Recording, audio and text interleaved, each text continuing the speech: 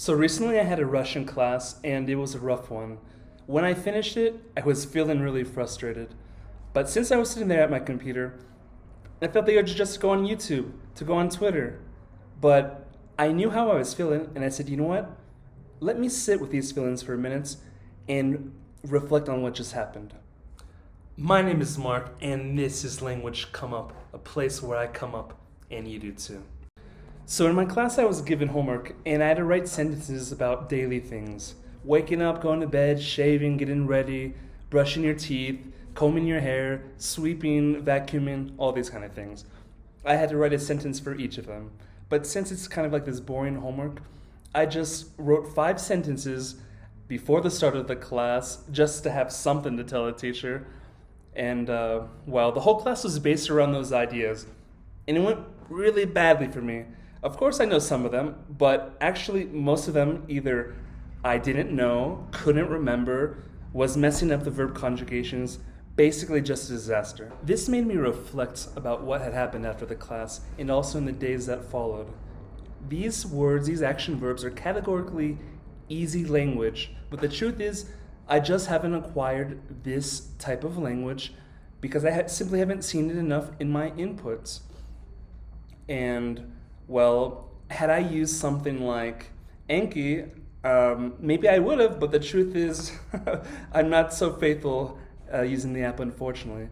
But since I couldn't remember some of those words, like, I thought, am I a failure? And the truth is, absolutely not. I reflected and it made me think, do I want to change how I'm studying Russian now to incorporate some of these more general things like action verbs or general knowledge? And the truth is no. I'm very happy doing what I am doing now. And this teacher that I have her, depending on her availability, 2 to 4 times a month. And we kind of handle just some of these kind of dirty things that I don't want to touch or study in my own free time because she has kind of like a scheduled program for her classes. I find that we just cover a lot of these things anyway.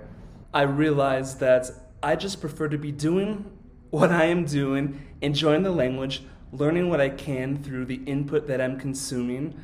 And if I get to the points right before my trip to Russia, which at minimum I want to stay like a month, if I haven't acquired a lot of these things, then maybe I can do a crash course on some of these kind of things that have slipped between my hands along the way in my studies.